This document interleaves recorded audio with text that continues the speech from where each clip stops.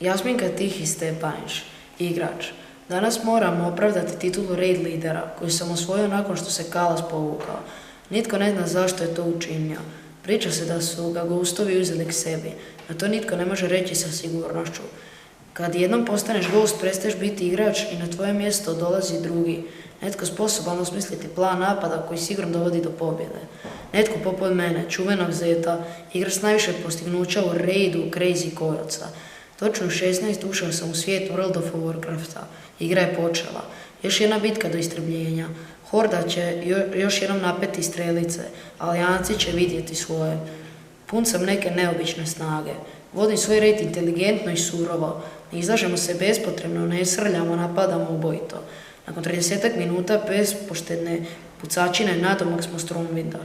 Naše su strelice nepogrešive, ali ni protivnici se ne daju.